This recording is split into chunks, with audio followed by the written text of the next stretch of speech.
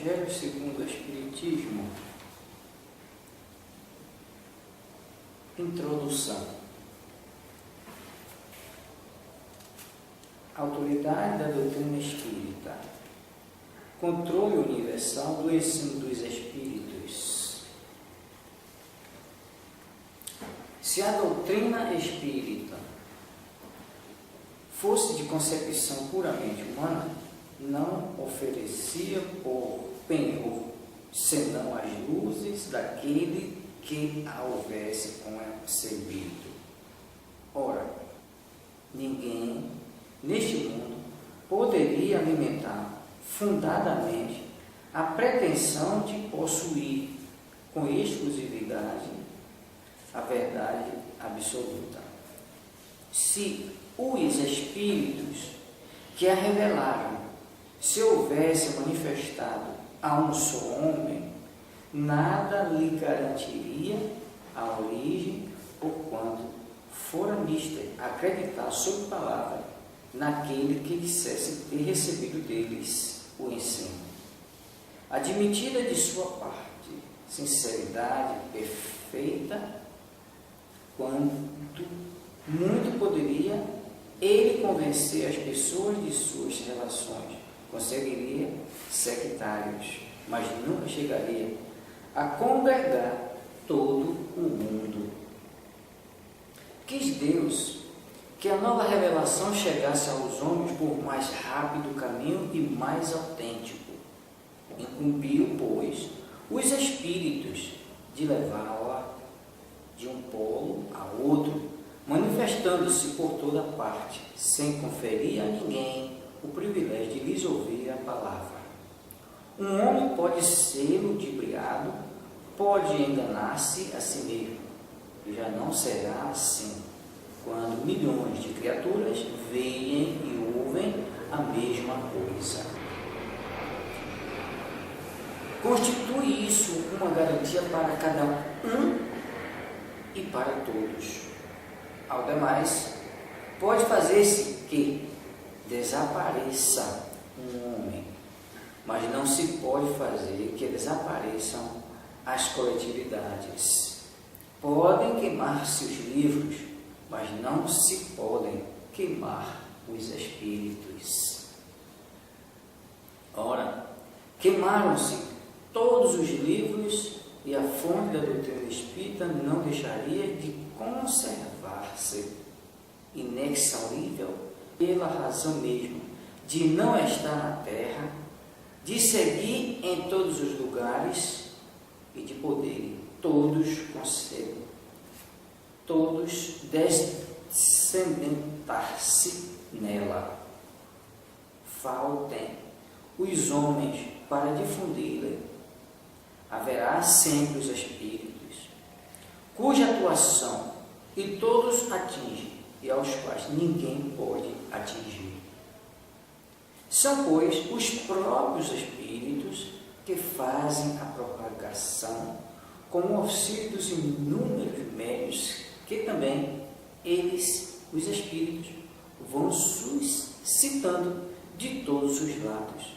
Se tivesse havido unicamente um intérprete, por mais favorecido que fosse, o espiritismo mal seria conhecido, qualquer que fosse a classe a que pertencesse tal intérprete, houvera sido objeto das pretensões de muita gente, e nem todas as nações o teriam aceitado, ao passo que os espíritos se comunicam em todos os pontos da terra, a todos os povos, a todas as seitas, a todos os partidos, e todos os aceitam. O espiritismo não tem nacionalidade e não parte de nenhum culto existente. Nenhuma classe social o impõe, visto que qualquer pessoa pode receber instruções de seus parentes e amigos de além do mundo. Cumpre seja assim, para que ele possa conduzir todos os homens à fraternidade. Se não se manifestasse em terreno neutro, alimentaria as dissensões em vez de apaziguá-las. Nessa universidade do ensino dos espíritos reside a força do espiritismo e também a causa de sua tão rápida propagação. Enquanto a palavra de um só homem, meio com o concurso da imprensa, levaria séculos para chegar ao conhecimento de todos, milhares de vezes se fazem ouvir simultaneamente em todos os recantos do planeta, proclamando os mesmos princípios e transmitindo-os aos mais ignorantes como aos mais doutos, a fim de que não haja deserdados. É uma vantagem de que não gozaria ainda nenhuma das doutrinas surgidas até hoje.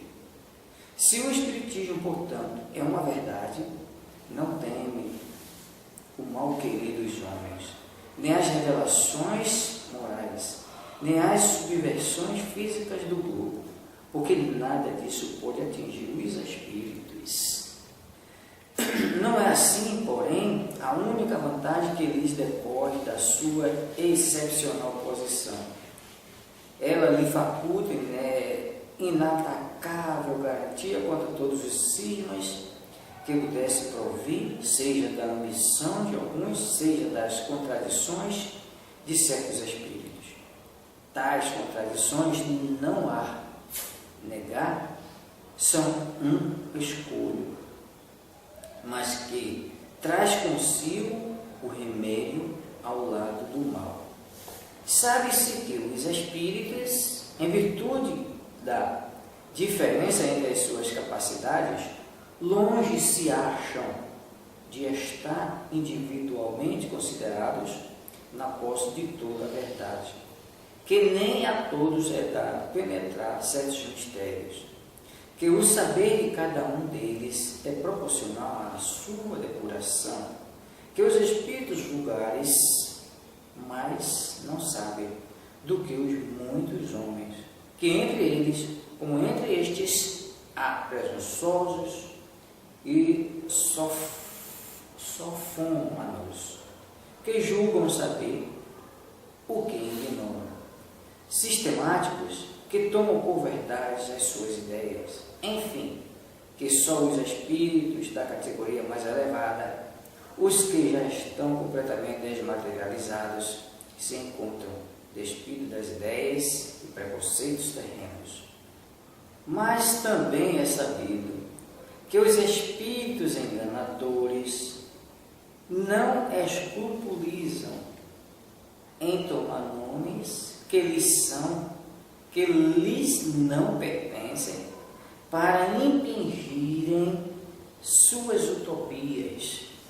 Daí resulta que, com relação a tudo o que seja fora do âmbito do ensino exclusivamente moral, as revelações que cada um possa receber terão caráter individual, sem cunho de autenticidade, que devem ser consideradas opiniões pessoais de tal ou qual espírito, e quem prudente fora aceitá-las e propagá-las levianamente como verdades absolutas.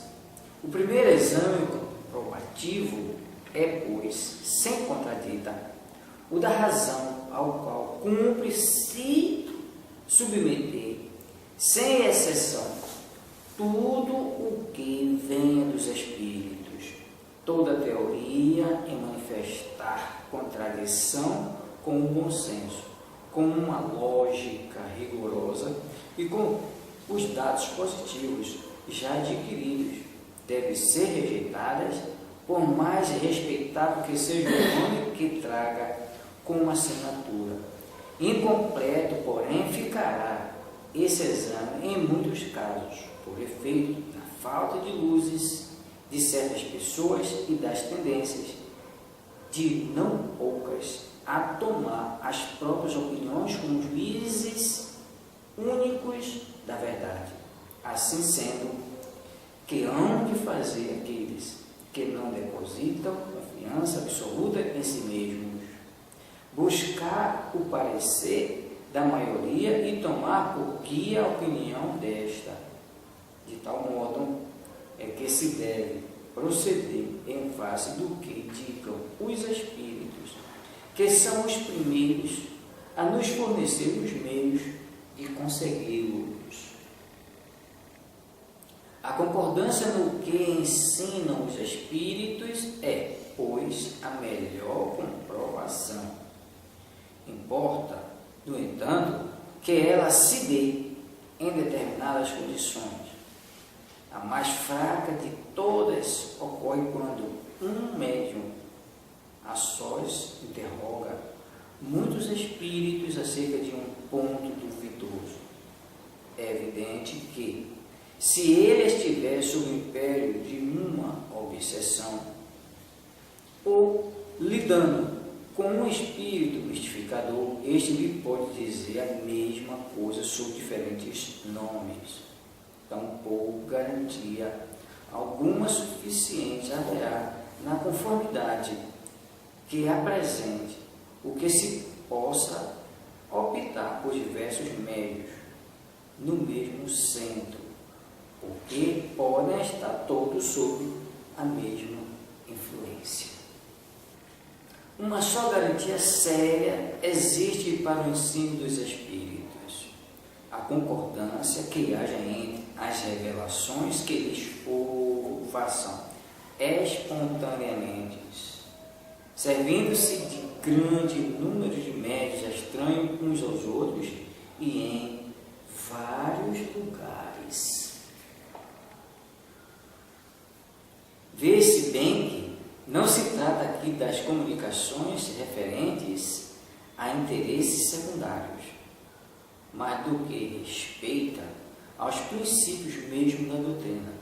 Prova a experiência que, quando um princípio novo tem de ser enunciado, isso se dá espontaneamente em diversos pontos ao mesmo tempo e de modo idêntico, senão quanto à forma, quanto ao fundo. Se, portanto, aprouver a um espírito formular um sistema excêntrico, baseado unicamente nas suas ideias e com exclusão da verdade, pode ter-se a certeza de que tal sistema conservar-se-á circunscrito e cairá diante das instruções dadas de todas as partes, conforme os múltiplos exemplos que já se conhecem. Foi essa unanimidade que pôs por terra todos os sistemas parciais que surgiram na origem do Espiritismo, quando cada um explicava à sua maneira os fenômenos, e antes que se conhecessem as leis que regem as relações entre o mundo visível e o mundo invisível. Essa base em que nos apoiamos quando formulamos um princípio da doutrina não é porque esteja de acordo com as nossas ideias que o temos por verdadeiro. Não nos arvoramos absolutamente em árbitro supremo da verdade e a ninguém dizemos: crede-me tal coisa, porque somos nós que vos dizemos. A nossa opinião não passa aos nossos próprios olhos de uma opinião pessoal, que pode ser verdadeira ou falsa, visto não nos considerarmos mais infalível do que qualquer outro. Também não é porque um princípio nos foi ensinado que, para nós, ele exprime a verdade, mas porque recebeu a sanção da concordância.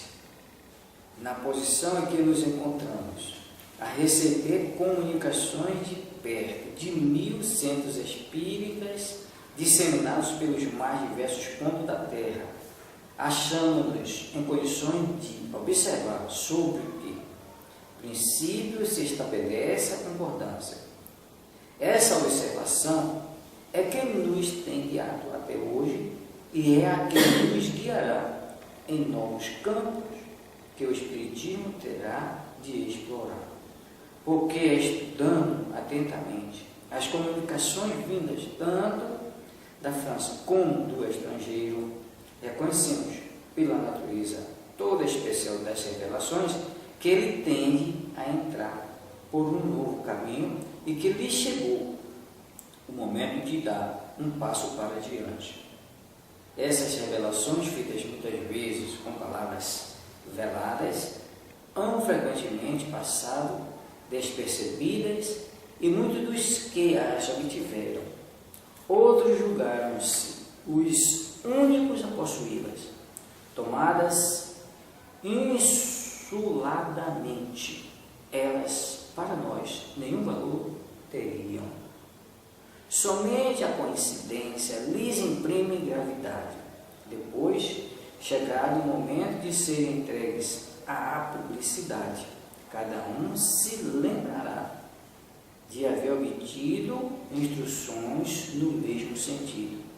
Esse movimento geral que observamos e estudamos com a existência dos nossos guias espirituais é que nos auxilia a julgar da oportunidade de fazermos ou não alguma coisa. Essa verificação universal constitui uma garantia para a unidade futura do Espiritismo e anulará todas as teorias contraditórias. Aí é que, no porvir, se encontrará o critério da verdade, o que deu lugar ao exame da doutrina exposta em O Livro dos Espíritos e em O Livro dos Médiuns. Foi que, em toda parte, todos receberam diretamente dos Espíritos a confirmação do que esses livros contêm. Se de todos os lados tivessem vindo dos Espíritos contradizê-la, já de há muito haveriam aquelas obras experimentado a sorte de todas as concepções fantásticas. Nem mesmo o apoio da imprensa as salvaria do naufrágio, ao passo que, privadas, como se viram desse apoio, não deixaram elas de abrir caminho e de avançar celeremente. É que tiveram o dos Espíritos, cuja boa vontade não só compensou, como também sobrepujou o mal querer dos homens. Assim sucederá a todas as ideias que, emanando quer dos Espíritos, quer dos homens, não possam suportar a prova desse confronto, cuja força a ninguém é lícito contestar. Suponhamos prazo alguns espíritos ditar, sob qualquer título, um livro em sentido contrário. Suponhamos mesmo que, com intenção hostil, objetivando desacreditar a doutrina, a malevolência suscitasse comunicações apócrifas. Que influência poderia exercer tais escritos, desde que de todos os lados os desmentissem os espíritos? É com a adesão destes que se deve garantir aquele que queira lançar em seu nome um sistema qualquer, do sistema de um só ao de todos, medeia a distância que vai da unidade ao infinito, que poderão conseguir os argumentos dos detratores sobre a opinião das massas, quando milhões de vozes amigas, provindas do espaço, se façam ouvir em todos os recantos do universo e no seio das famílias, a infirmá-los. Que é feito das inúmeras publicações que traziam a pretensão de arrasar o Espiritismo? Qual a que sequer lhe retardou a marcha? Até agora não se considerará a questão desse ponto de vista, sem contestação, um dos mais graves. Cada um contou consigo, sem contar com os espíritos.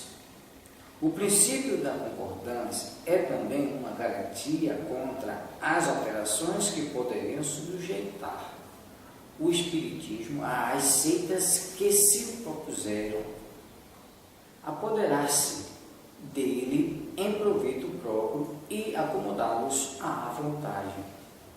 Quem quer que tentasse desviá-lo do seu providencial objetivo, mal sucedido se veria, pela razão muito simples de que os espíritos, em virtude da universalidade de seus ensinos, farão cair por terra qualquer modificação que se divorcie da verdade.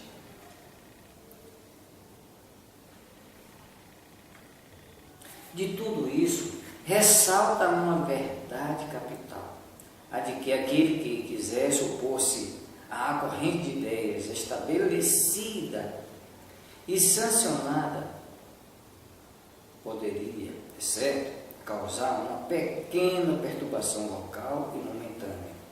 Nunca, porém, dominar o conjunto, mesmo no presente, nem ainda menos no futuro.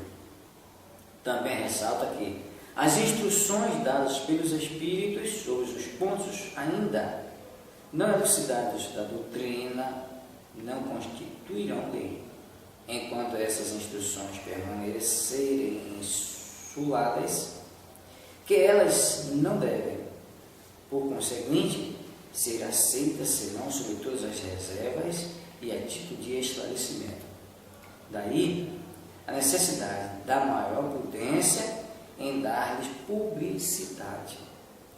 E caso que julgue conveniente publicá-las, importa não as apresentar senão como opiniões individuais, mais ou menos prováveis, porém carecendo sempre de confirmação. Essa confirmação é que se precisa aguardar antes de apresentar um princípio como verdade absoluta, a menos que queira ser acusado de leviandade ou de credulidade irrefletida. Com extrema sabedoria procedem os espíritos superiores em suas revelações. Não atacam as grandes questões da doutrina, senão gradualmente, à medida que a inteligência se mostra apta a compreender a verdade de ordem mais elevada. E quando as circunstâncias se revelam propícias à emissão de uma ideia nova. Por isso é que logo de princípio não disseram tudo, e tudo ainda hoje não disseram, jamais cedendo à impaciência dos muitos afoitos que querem os frutos antes de estarem maduros. Fora, pois, supérfluo pretender adiantar-se ao tempo que a providência assinou para cada coisa, porque então os espíritos verdadeiramente sérios negariam o seu concurso. Os espíritos levianos, pouco se preocupando com a verdade, a tudo respondem. Daí vem que, sobre todas as questões prematuras, há sempre respostas contraditórias. Os princípios acima não resultam de uma teoria pessoal, são consequências forçadas das condições em que os espíritos se manifestam.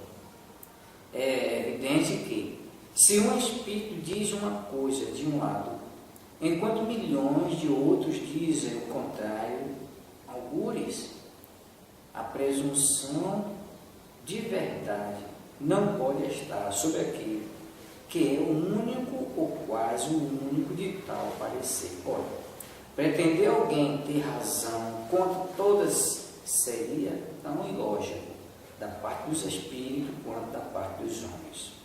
Os espíritos verdadeiramente ponderados. Se não se sente suficientemente esclarecido sobre uma questão, nunca resolve de modo absoluto. Declaram que apenas a tratam do seu ponto de vista e aconselham que as aguarde a confirmação. Por grande, bela e justa que seja uma ideia, impossível é que, desde o primeiro momento, congregue todas as opiniões.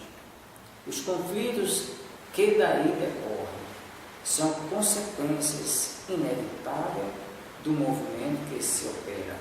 Eles são mesmo necessários para maior realce da verdade e convém se produzam desde logo para que as ideias falsas prontamente sejam postas de lado. Os espíritas que a esse respeito alimentassem qualquer temor podem ficar perfeitamente tranquilos.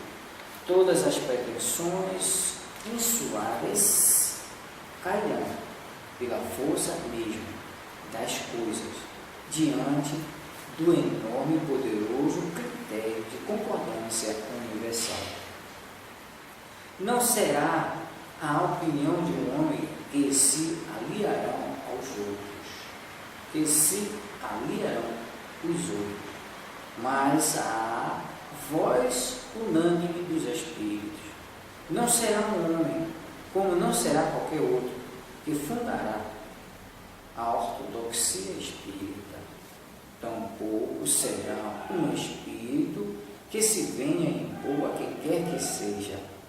Será a universalidade dos espíritos que se comunicam em toda a terra, por ordem de Deus. Esse o caráter essencial da doutrina espírita. Essa a sua força, a sua autoridade. Quis Deus que a sua lei assentasse em base inamovível e por isso não lhe deu por fundamento a cabeça frágil de um só. Diante de tão poderoso areópago, onde não se conhecem corridos, nem rivalidades ciosas, nem seitas, nem nações, é que virão quebrar-se todas as oposições, todas as ambições, todas as pretensões à supremacia individual. É que nos quebraríamos nós mesmos se quiséssemos substituir os seus decretos soberanos pelas nossas próprias ideias. Só ele decidirá todas as questões litigiosas, imporá silêncio às dissidências e dará razão a quem a tem. Diante desse imponente acordo de todas as vozes do céu, que pode a opinião de um homem ou de um espírito, menos do que a gota d'água que se perde no oceano, menos do que a voz da criança, que é a tempestade abafa. A opinião universal, ao juiz supremo, é que se pronuncia em última instância. Formam todas as opiniões individuais. Se uma destas é verdadeira, apenas tem na balança o seu peso relativo. Se é falsa, não pode prevalecer sobre todas as demais. Nesse imenso concurso, as individualidades se apagam, o que constitui novo insucesso para o orgulho humano. Já se desenha o harmonioso conjunto. Este século não passará sem que ele resplandeça em todo o seu brilho, de modo a dissipar todas as incertezas, porquanto daqui até lá, potentes vozes terão recebido a missão de se fazerem ouvir para congregar os homens sobre a mesma maneira, uma vez que o campo se acha suficientemente lavrado. Enquanto isso, se não dá, aquele que flui entre dois sistemas opostos pode observar em que sentido se forma a opinião geral. Essa será a indicação certa do sentido em que se pronuncia a maioria dos espíritos nos diversos pontos em que se comunicam, e um sinal não menos certo de qual dos dois sistemas prevalecerá.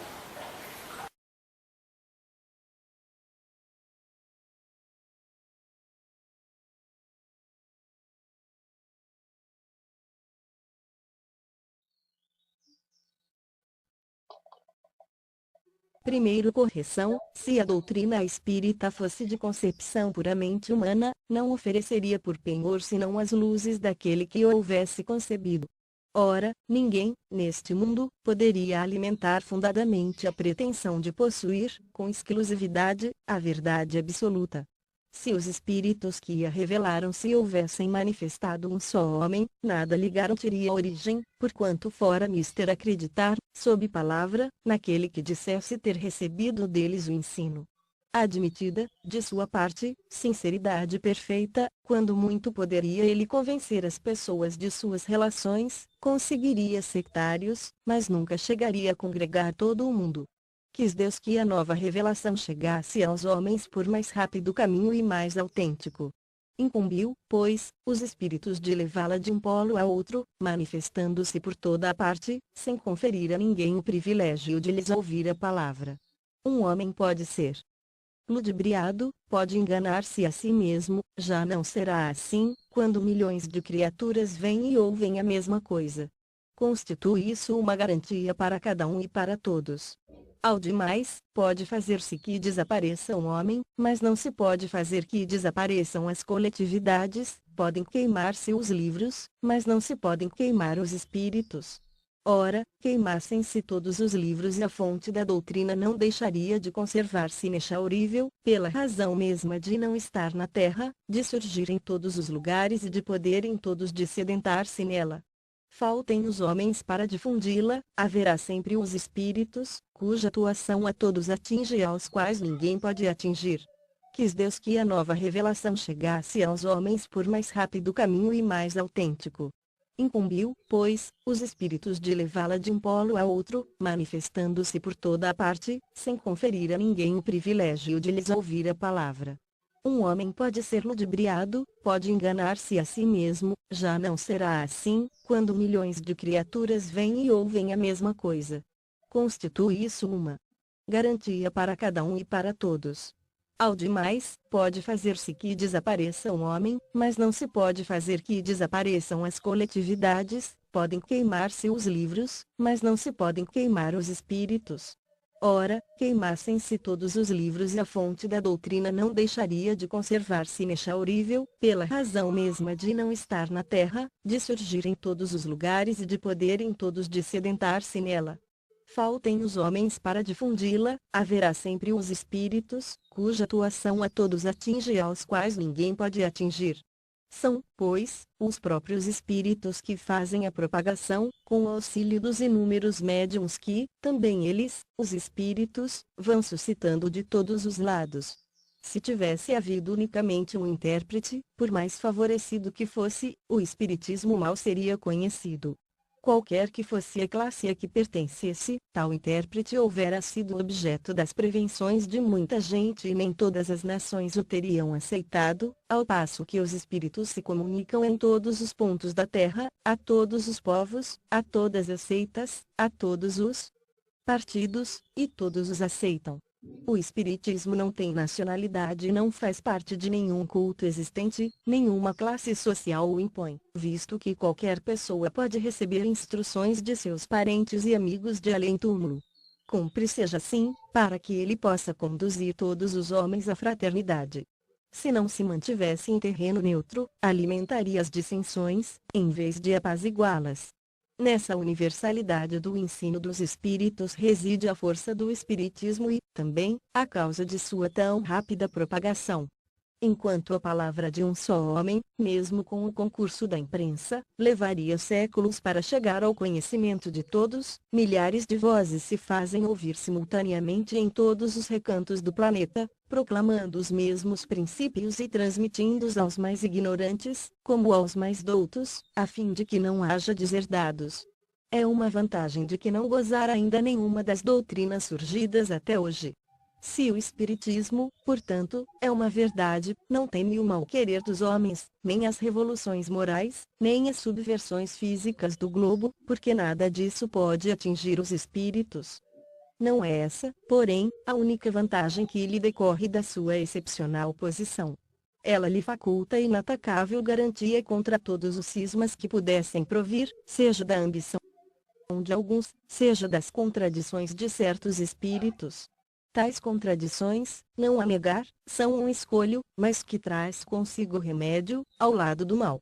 Sabe-se que os espíritos, em virtude da diferença entre as suas capacidades, longe se acham de estar, individualmente considerados, na posse de toda a verdade, que nem a todos é dado penetrar certos mistérios, que o saber de cada um deles é proporcional à sua depuração, que os espíritos vulgares mais não sabem do que muitos homens, que entre eles, como entre estes, há presunçosos e sofômanos, que julgam saber o que ignoram, sistemáticos, que tomam por verdades as suas ideias, enfim, que só os espíritos da categoria mais elevada, os que já estão completamente desmaterializados, se encontram despidos das ideias e preconceitos terrenos, mas, também é sabido que os espíritos enganadores não escrupulizam em tomar nomes que lhes não pertencem, para impingirem suas utopias.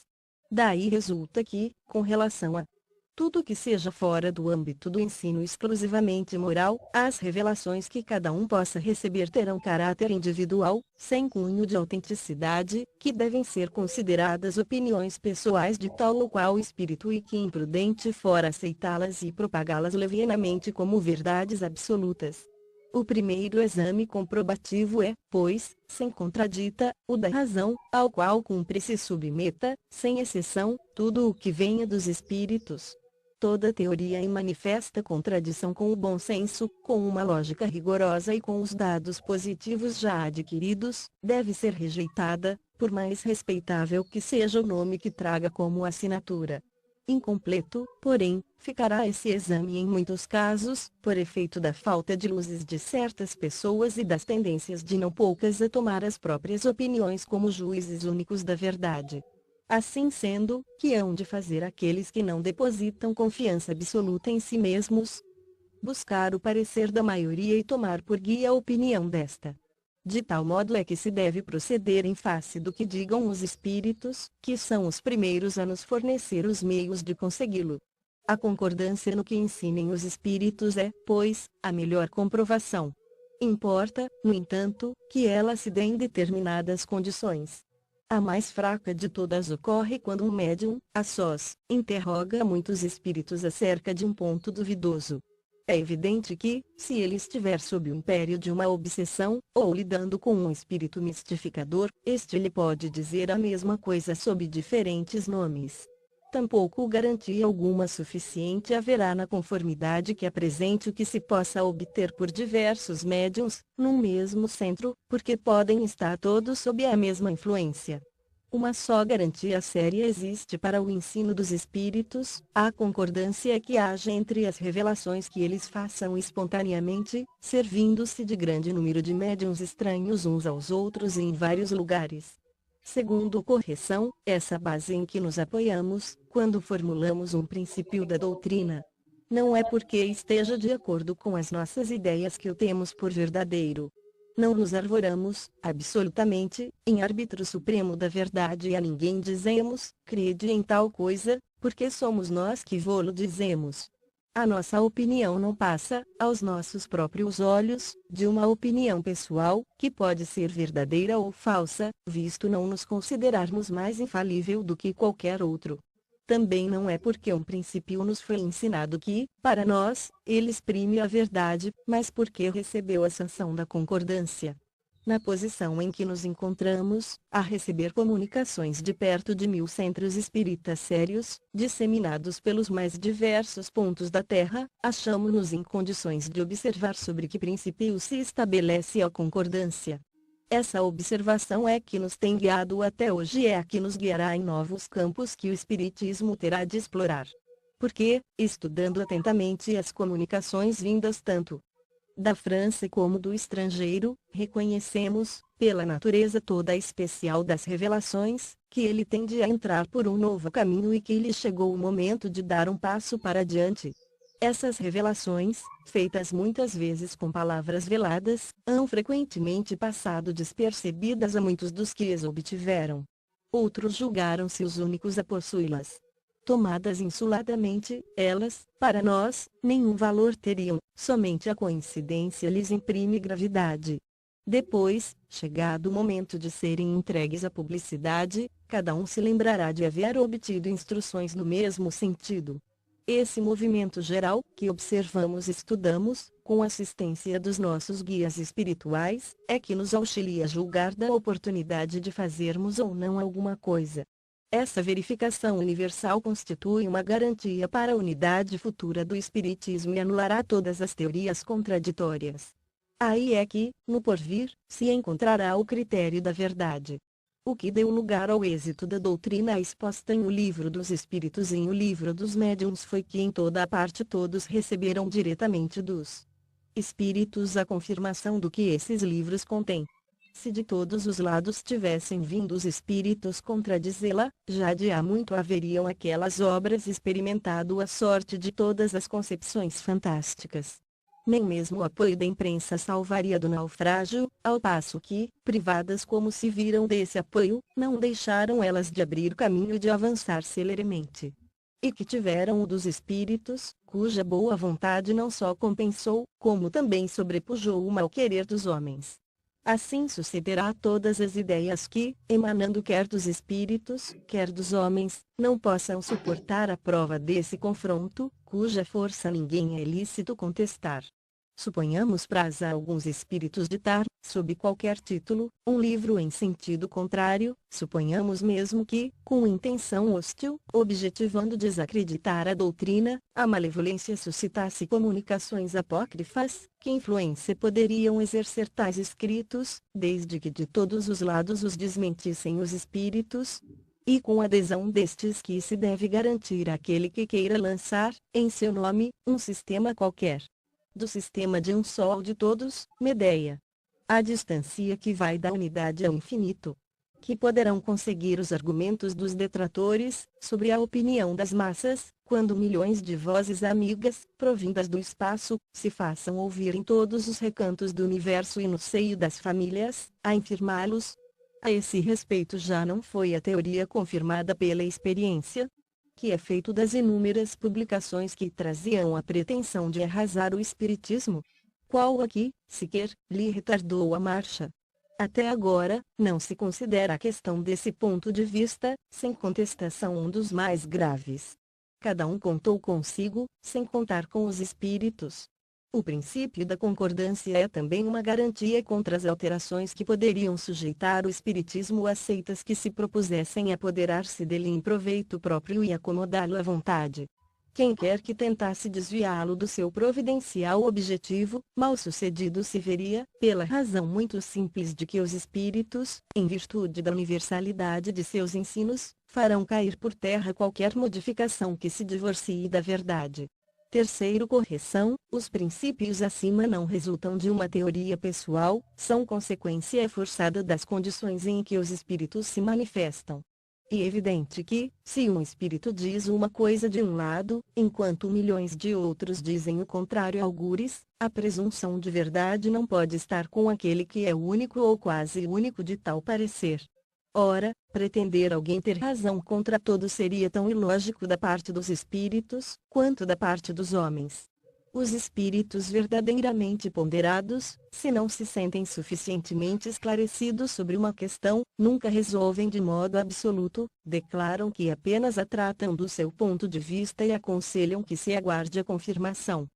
Quarto correção, diante de tão poderoso areópago, onde não se conhecem corrilhos, nem rivalidades ciosas, nem seitas, nem nações, é que virão quebrar-se todas as oposições, todas as ambições, todas as pretensões à supremacia individual, é que nos quebraríamos nós mesmos, se quiséssemos substituir os seus decretos soberanos pelas nossas próprias ideias. Só ele decidirá todas as questões litigiosas, imporá silêncio às dissidências e dará razão a quem a tenha.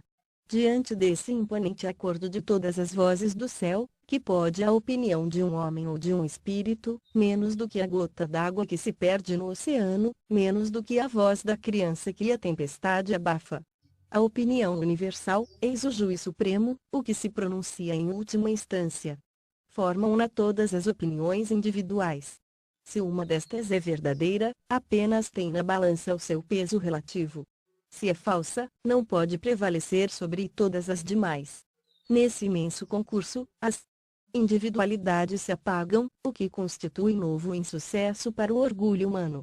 Já se desenha o harmonioso conjunto.